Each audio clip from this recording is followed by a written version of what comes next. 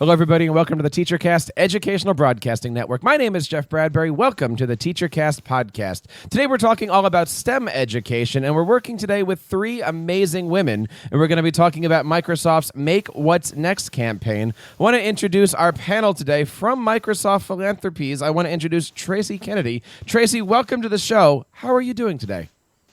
Hey, Jeff. Hey, everybody. Good to see you. I am so excited to be here with you today and to talk about what we can do to keep girls inspired and engaged in STEM and computer science with your other wonderful women on this panel.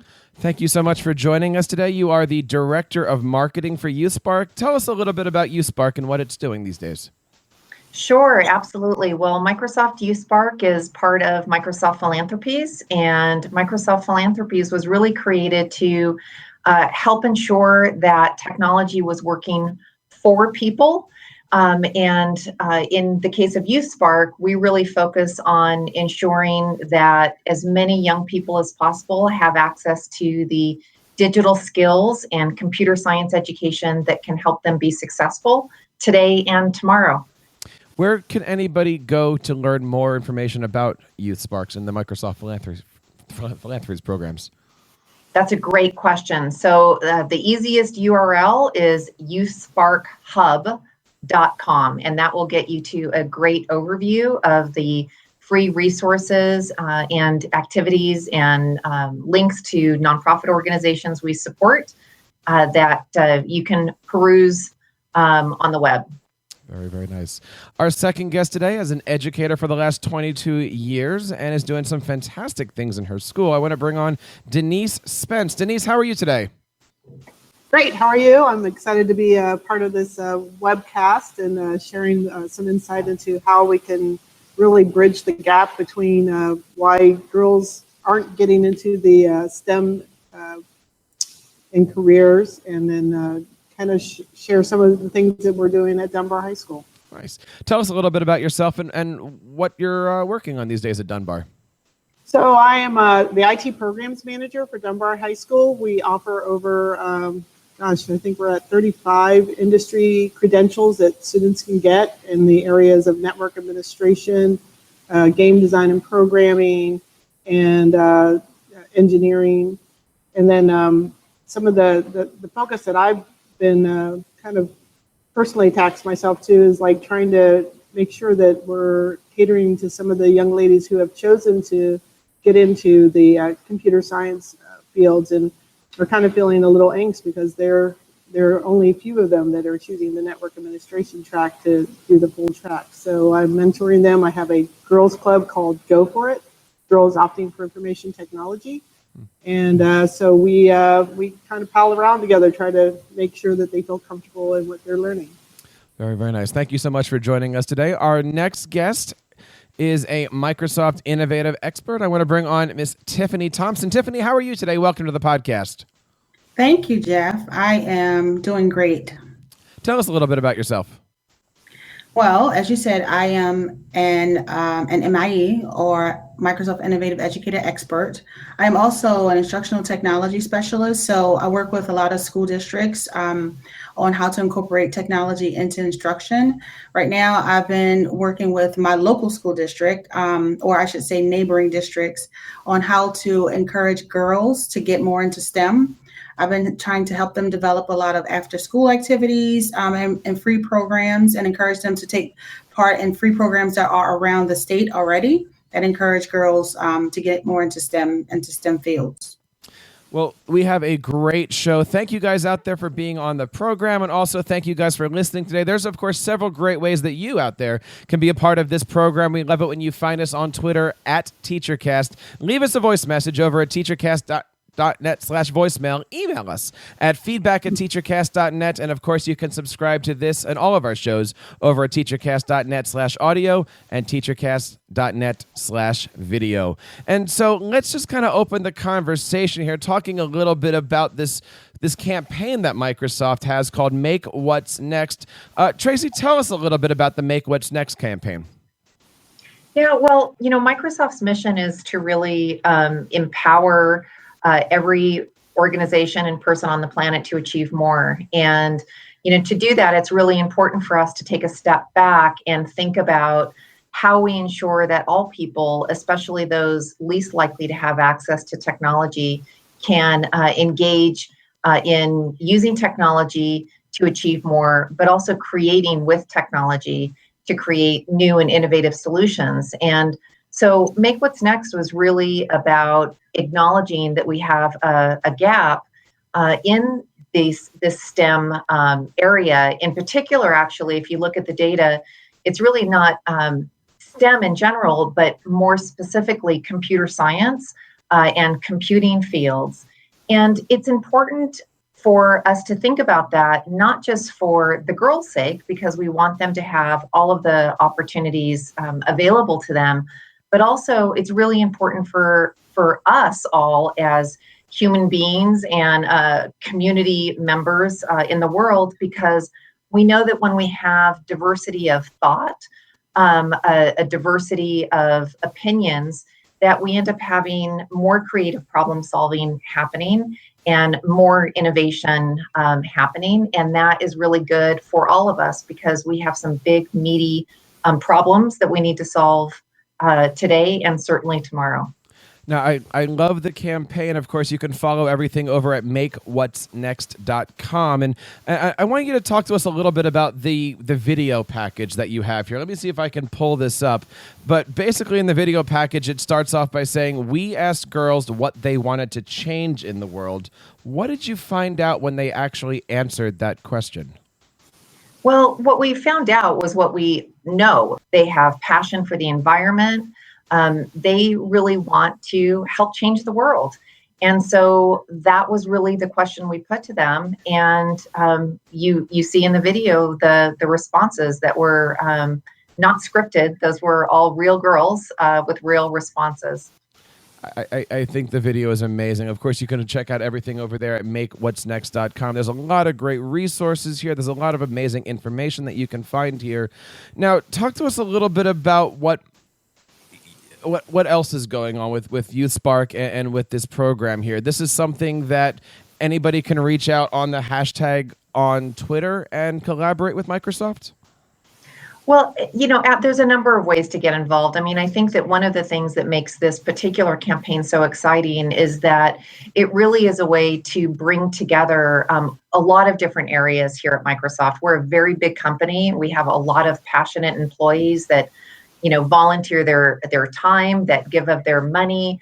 We have organizations like Microsoft Philanthropies that is really focused on ensuring those that are least likely to have access to technology, digital skills, computer science, education, get those. And we have amazing partners in our education team and these amazing Microsoft innovative educators. And so it's really this moment in time that is around International Women's Day, where we chose to highlight and to use Microsoft's voice to spark a conversation about girls and STEM. And last year it was about raising awareness that we don't teach girls about girl inventors. And one thing that we do know that's really important to keep girls engaged is they need to be able to see themselves in these roles. So they need more role models, and they need that inspiration. And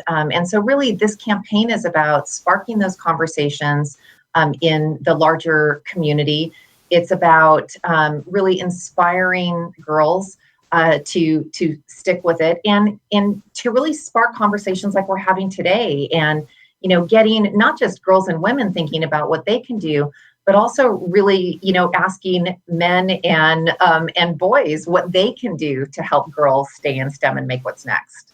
Well, let's ask some of those questions here. We'll kind of open up the conversation here to everybody on the panel, but talk to us a little bit about the gender gap. I know everybody here is being focused on bringing in more women and more girls into their STEM programs.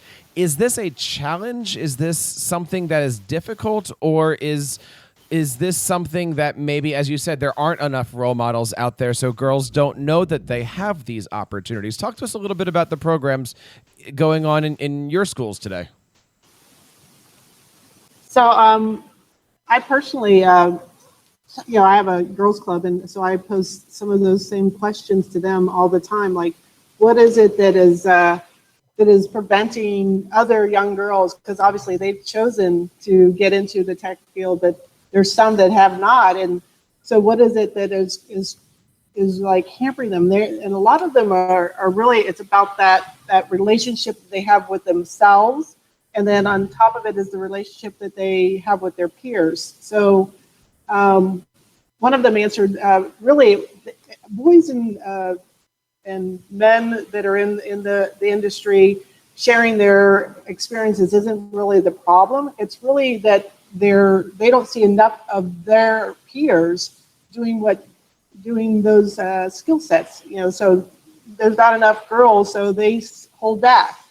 They don't take on that leadership role because they're afraid another girl is going to judge them on, that they're going to take on this role that is supposedly, a boy-centered role. And so if they do it, are they going to think that they're more masculine or more, into boy-like things and less feminine? So I think that sometimes there's that conflict that, they really want to do this, but then they're afraid about how it's going to affect their peer relationships. And do you see that struggle for young women? Is that a middle school, high school trait, or do you see that even in the primary grades where they're not quite being as interested in these topics? It's funny because I've taught elementary, I've taught middle school, and I've taught high school and college. And I think elementary school kids are less apt to have that as a trait. They're more, they often take on and try new things. But I think as they grow older, they start noticing how people notice them. And so they start holding back, and start being a little more reserved if they feel like they're being judged. Tiffany, talk to us a little bit about your experiences. Are you feeling the same way? Do you have students that fit the same profile as what Denise was talking about? So somewhat. So I work with a variety of students as well. And what I've been finding is that with the elementary students, I think it's more about what the adults are doing. I think fewer girls at the lower levels are not pursuing STEM activities or engaged in STEM activities because they aren't introduced to it early enough. I know that I once read an article that the girls decide to become involved with STEM early on when they're introduced to STEM toys or activities at a young age. But I think as we move them from elementary to middle to high, this trend kind of continues on into school, and then it later translates into their career field. So I can remember my high school teacher telling me I should be a writer because she felt that I liked writing poems or typing poems on the computer. But she never once asked if I liked technology or if I was more interested in technology or science, which actually I did pretty well in and were my favorite subjects.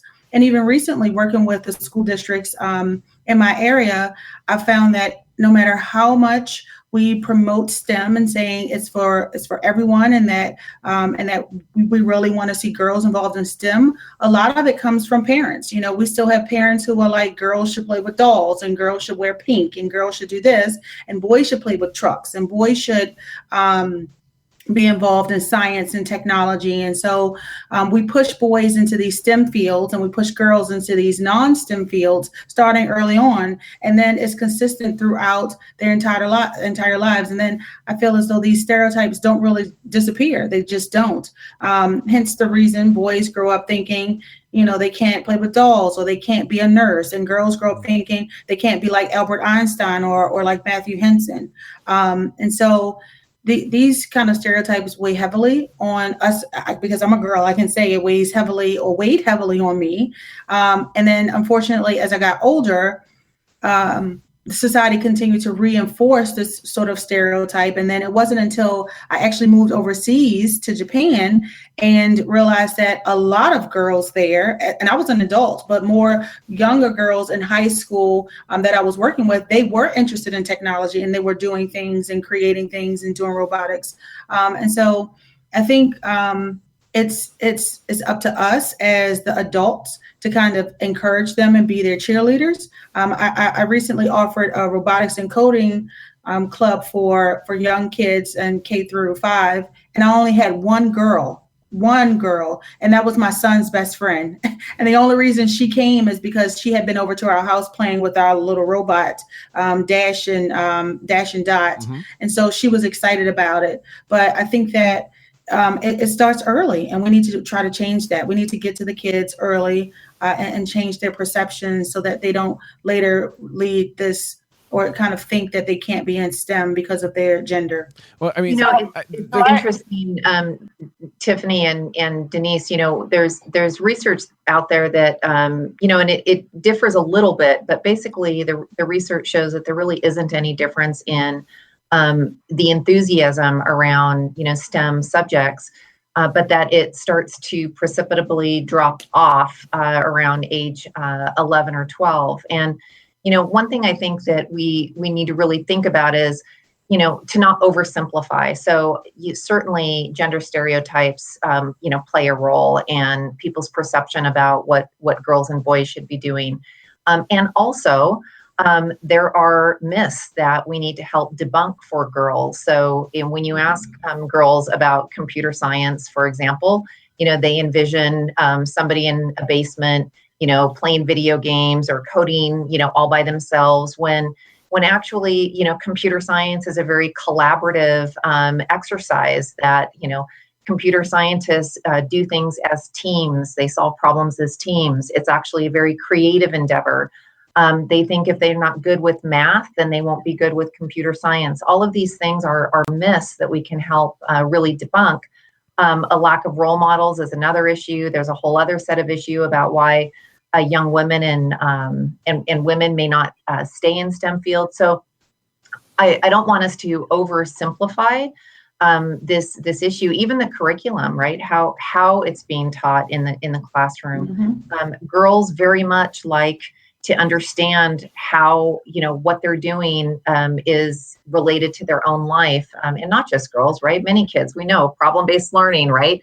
How does what I'm learning today in class, make sense in the real world, and being able to give them hands-on and opportunities to collaborate, and then encourage them to keep learning. So, we know things like even as simple as doing an hour of code will dramatically increase a girl's feeling and how they think about computer science. That's just 1 hour. Girls in high school who do computer science or who do an hour of code, tutorial are more likely to feel positive about computer science. So there's lots of different things I think that we can do to help girls see themselves in these fields. And we just need to keep giving them the experience and the encouragement to try it. It's fun. I also think that bringing in the parents at the much younger age and having them do activities with their young girls in STEM activities, and so they can see their child in that perspective. Like you said, sometimes they'll buy the certain toys for the certain gender or whatever, but maybe if schools would, have those, they have those STEM days or have activities where they bring the parents in, and then the girls can actually, be involved and do those activities with their parents. And then the parents start wanting to promote that more with them. They see that light of interest and light of, challenge for that young lady. And then you'll see them do it more.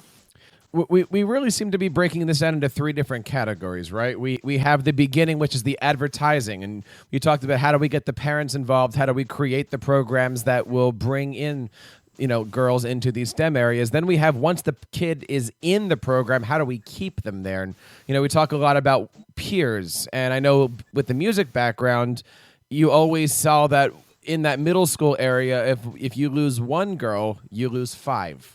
And that's always one of those harder transitional years. And then, of course, it's keeping them. And how do you keep them going through those teenage years up into college to get to that stuff? Let's talk a little bit about the advertisements. What strategies would you suggest when you're creating those STEM clubs in any of the grade levels? What do you give to the parents? How do you show off? What can you do to really recruit anybody, but let's focus on young women to be into these programs in the first place? Well, one of the things that one of the things that we've done, our girls club actually tried to create like their own little marketing video. So they went and produced using Premiere Pro and put together like this fun, playful kind of like showing all the different things we do in the club, and then because I think it's a social aspect that has to play in there with young ladies, that they want to make sure that they're not the boy trapped in the basement doing computer science, that they feel that they're going to still be social and still be able to learn the computer science kinds of things and interact with other human beings. And I think if you can show those elements, that it's not about being confined into this little area and coding behind the scenes. It's actually like Tracy said, is collaborating with other people to produce something of something significant. And I think something significant for the community, something significant for themselves, and then showcasing that with other young girls.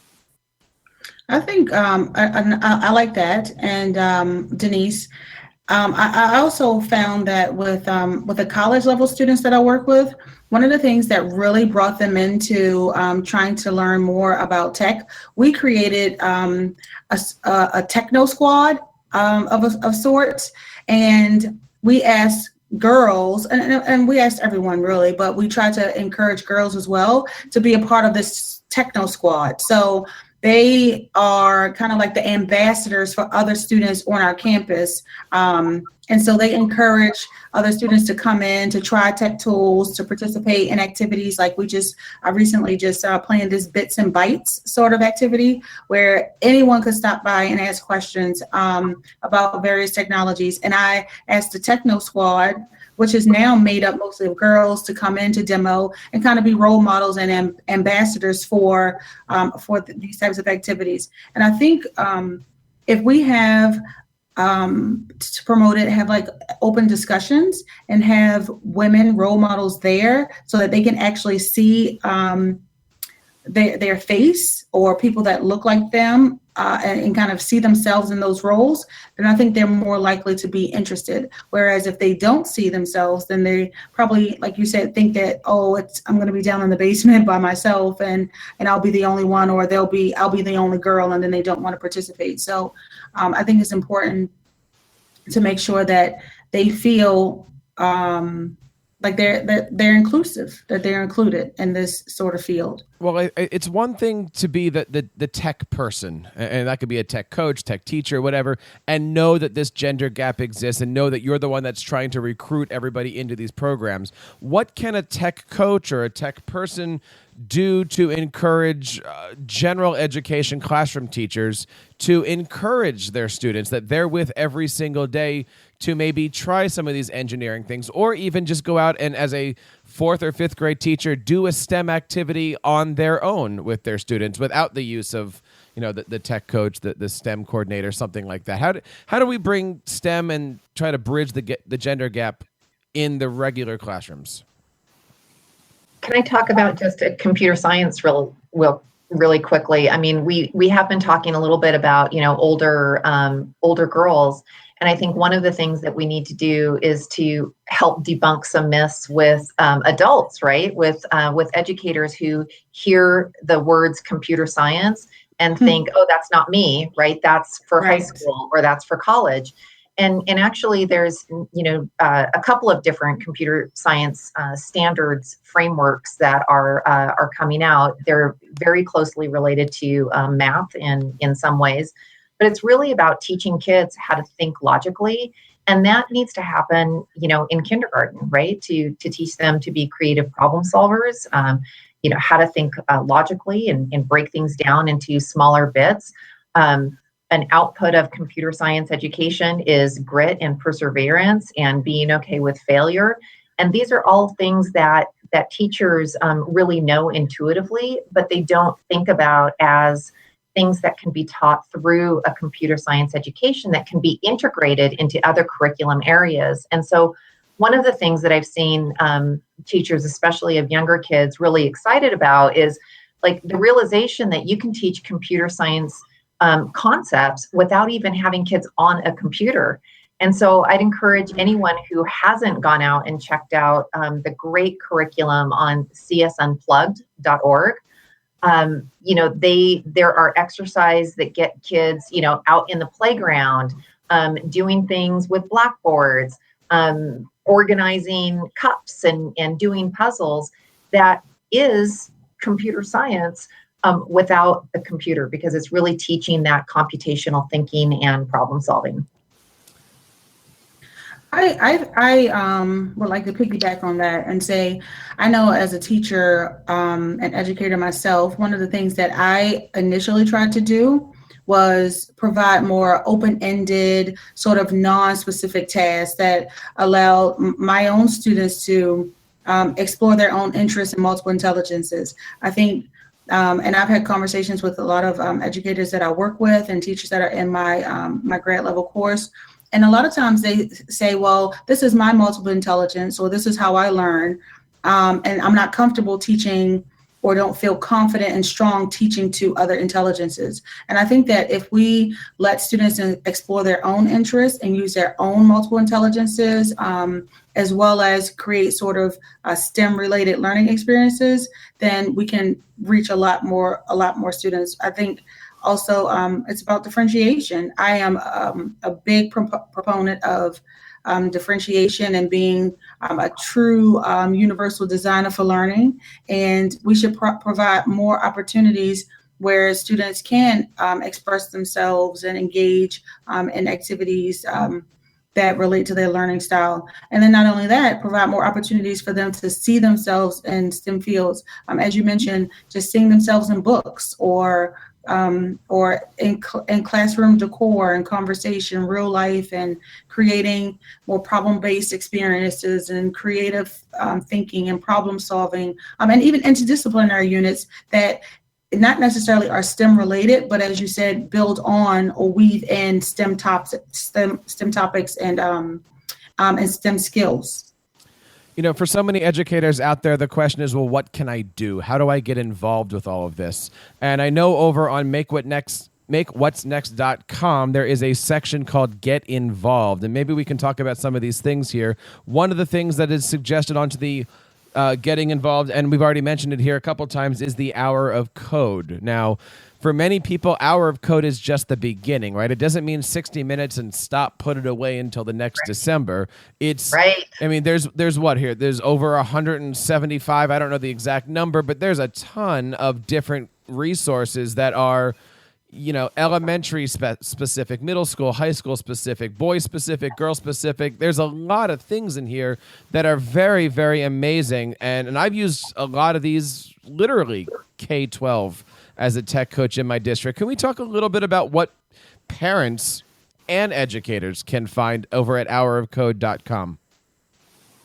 Yeah, I mean, I'd love to do that. Code.org is actually one of Microsoft's largest recipients of our philanthropic funding. So we were one of the original funders of Code.org and continue to be one of their largest financial backers. So we are really, really proud of the amazing work that Code.org has done. And in fact, this morning there was an article in Fortune, a blog online, and it was talking about the great strides that they've actually made in engaging girls through their different activities. So yes, Hour of Code is a great place to start, a great place to spark interest. And one of the reasons it's a great place to start is because kids can really do it on their own. As young as 5 or 6, they need some basic kind of reading ability and ability to follow instructions, but no one needs to be an expert in computer science. There's great resources there for educators about how to run an Hour of Code in their own classrooms.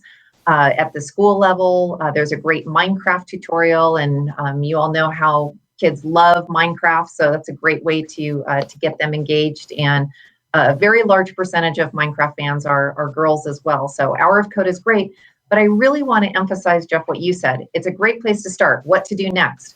Well, if you just click in the code.org site, you can see that there's actually something called Code Studio, which is a curriculum. I believe it's 20 hours. I might be misspeaking, but I believe it's about 20 hours of curriculum. And again, students can do this on their own. So, no one needs to be an expert in technology in order to engage in these activities. And of course, there's a lot of great resources over here for that. I want to bring up another thing that's on the website here as far as the reach out and try something. I understand now that the Microsoft stores are also providing opportunities for people to learn more about coding. Could you talk a little bit about the YouthSpark programs that you can find at the Microsoft stores? Yeah, we love partnering with our Microsoft stores. So they're very committed to enabling people who may not be able to pay for, coding camps. So all of our YouthSpark camps and classes are free. In April, they've been doing a lot of DigiGirls workshops, which are 2-hour kind of girl experiences with the technology, where they actually do an hour of code where the stores bring in role models. And if you go to that, YouthSpark Hub, you can actually look up the store, Microsoft store in your area, and see what the offerings are. And for all of you educators out there, the stores love to partner with educators with field trips or a nonprofit partner. So oftentimes, Boys and Girls Club will bring kids to the stores to have a workshop. But they work very, very closely with our wonderful educator community to offer these free experiences for kids. So speaking of kids, go ahead. There's also the Microsoft Virtual Academy that is for some more advanced learning opportunities. So, if once you kind of get your feet wet and get more advanced and you want to learn more, that Microsoft Virtual Academy, which, it's know it, prove it, and then develop it further is the kind of mantra in there. And I think it's free resource. Some of our students have utilized it to, kind of scratch an itch on certain areas of either whether it's in networking or whether it's in, programming. They actually found some resources there for them to learn from. Tiffany, what are your go-to resources? Well, my favorite one is code.org. I use it with my own 6-year-old, and I've just recently gotten my 4-year-old on it. But I like the Code Game Lab as well. And CCGA is really, really a good curriculum to get the students and teachers started on, especially if they want to be more consistent with using coding in their classroom and having the students develop their own games and own apps. And so they can start with code.org, and then when they're ready to build it out and expand their curriculum, then they can certainly visit the educator community and get the CCGA, or the Creative Coding Through Gaming and Apps, such a long title, Creative Coding Through Gaming and Apps curriculum, which is about 12 units of lesson plans, activities and quizzes that teachers can use that are already pre-created for them it uses the Microsoft Touch Develop, the free Touch Develop software. So as we're sitting here talking all about the gender gap and making sure that we bring in as many young women as possible, I want to talk about my own kids here for a second. I have 3 3-year-olds, 2 boys and a girl, and already my daughter is asking me to take out our Surface tablet and to draw different pictures. And then she gets a chance to she's asking me to make up our own Pictionary games. What kinds of things, again, 2 boys, 1 girl. How can I be a good dad and not have a gender gap in my own house? How can I make sure that all 3 kids are learning technology, STEM, all of those things? What advice do you have for we say K-12 a lot, but we're talking pre-K here. How do we start to get involved, or what kinds of things do we have? And I think it was Tiffany who brought up Dot and Dash. I just picked up one of them, and the kids love those things. But Yes. what can we do if we have very, very young kids and we don't want to see them become part of the statistic of the gender gap? Well, there's robotics kits out there for young kids to utilize, which has a programming component to it that teaches the logic skills. And I think that how I actually got into computer science myself was through my father. My dad actually helped me get some of the skills that made me more interested in the computer aspects. He taught me actually about databases and things of that nature. So I think you not just hey hanging out with your sons and doing things. I think you actually being the father-daughter time, and you guys are creating and inventing together something really cool, and then there's an outcome with it. I have little ones about your age. Well, my youngest anyway is almost 4, and so we use a lot of actual board games that forces them to think and do problem solving. And when I say board games, I mean simple, old-fashioned board games. We even do. We recently bought not Monopoly, I can't even think of it for a second, but I also just recently bought a game on Amazon called Robot Turtles, and it's for young kids, and it's a board game that they can actually play. There is no technology or actual robot involved, but it's really, really fun for the kids. On our iPad, we have things like the Foos and Codable. There's another app, I can't remember what it's called. I think it's like Think and Learn, Codapillar, things like that are actually free, that you can download and play with your kids, or have them play with it. But we do puzzles, teaching them sequencing, which is a precursor to coding, right? Teaching them how to move things on a game board, or how to move pieces on a game board. So just starting with basic skills, and then moving on from there, introducing them to problem solving and logical thinking at a younger age, using basic toys and games. And then I'll add a couple ideas, Jeff. One is to also, it's a simple thing, but up on YouthSparkHub.com, we have a list of toys, books, movies, and television shows that you can read with, watch with, engage with your kids, and just surfacing positive role models for girls, and at the same time delivering the message to your boys in a very subtle way that STEM and computer science is for everyone, right? It's not just for one sex; it's for everyone. And then the other thing I would say is start advocating for your kids now. So take a look at the school district that you're in, see whether computer science is even offered in high school. You might be shocked to know that computer science is only offered in a quarter of the high schools in the United States, and that there will be over 1 million jobs available for computer and computer science careers, and nowhere near enough people graduating with the skills needed to fill those jobs. So start advocating for computer science in your school district now. And Code.org has some ways to do that. Microsoft has some ways to do that.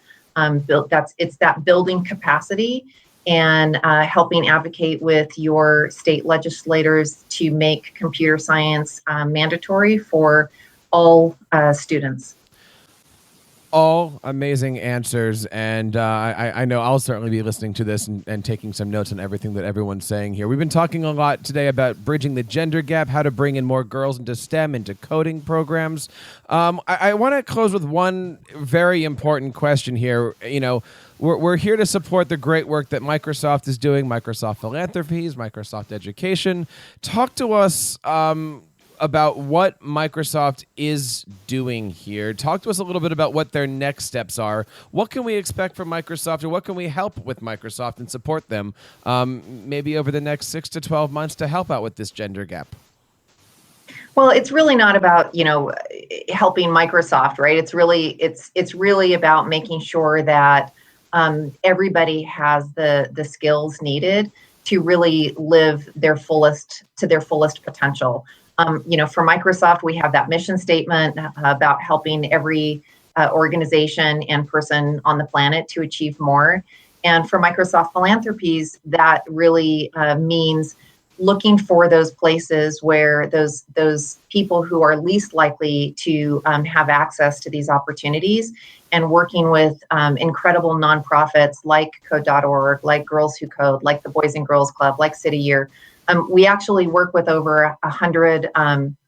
We've provided grants to over 100 nonprofits around the world. We work across 60 countries in the world. And we really focus on these three areas of building the capacity of school systems and nonprofits to be able to offer digital literacy and computer science education to those most at risk. We work on policy, impacting policy at the government, at the state level, to really help people understand why computer science education is so important for all of us and our future. And then really what I think everyone on this call can really help do is help create that demand through all of the different ways that we've talked about it. Go explore those resources on YouthSparkHub.com. Look for ways to debunk those myths. Look for ways to engage all young people in the opportunity to learn these skills. And we'll have to have another conversation because it's not just girls, right? It's people of color. It's people in rural communities. In this country, there's still people who don't have broadband internet access. So there's lots that we need to do, and Microsoft feels a very weighty responsibility to help make sure that everybody, really has the opportunity to succeed in this world that has really been transformed by technology. Well, I certainly want to echo what you said, and let's definitely do a follow-up show with this, because this is such an important topic and something that I'd love to continue having on here on TeacherCast. Ladies, I want to say thank you so much for taking the time out today. Tiffany, where can we learn more about you, and how do we follow you on your social channels? So you can follow me on Twitter at DigiScholars. I'm also on Facebook using the same name, so facebook.com/DigiScholars. And I have a website called Digital Scholars Consulting. So you can find me at www.digitalscholarsconsulting.com. Excellent. And Denise, how can we learn more about the great things that you're doing these days? Well, actually, I'm our social media person for our school, Dunbar High School. So if you follow Dunbar High School, I post a lot of things about what we're doing at Dunbar High School. My Twitter handle is Super Blonde, but I'm not really good at tweeting.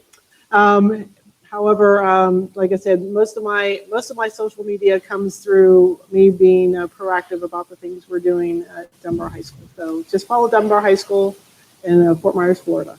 Very nice. And Tracy, I'll give you the last words. Tell us one more time, where can we find out more information about Microsoft Philanthropies, and how do we get a hold of everything that's happening over at YouthSpark? Well, you can, if you're interested in all of the work that Microsoft does, which goes beyond just this area of youth focus, you can follow us on Twitter at Microsoft Philanthropy, so you can do that. And for the work that we've been talking about here today, you can go to YouthSparkHub.com and see all of the great resources and links to many of the nonprofits that we've talked about, and resources back on the Microsoft Educator Network. So the Educator Network actually has a great curated page of content and resources for educators specifically. So, make sure to visit and take a look at all of their great STEM resources, and including, the Hack the STEM curriculum, including the course that was mentioned earlier by Tiffany. There's some great introductory professional development that if you just really don't get what computer science is, I did it 6 months ago. It was great. And so, just get engaged. Just, start paying attention. Google Alerts is great. Computer science. Nice. And one more time, we want to say thank you to all of our guests, and also thank you to you out there for listening to our show and being a part of TeacherCast and the TeacherCast Educational Broadcasting Network. There's, of course, several great ways that you can reach out and be a part of this show or suggest a topic for a future show. You can, of course, find us on Twitter at TeacherCast. Leave us a voicemail over at teachercast.net/voicemail. Email us at feedback@teachercast.net. And, of course, we love it when you subscribe to all of our shows over on teachercast.net/audio and teachercast.net/video. And on behalf of everybody here on the TeacherCast Educational Broadcasting Network, my name is Jeff Bradbury, reminding you to keep up the great work in your classrooms and continue sharing your passions with your students.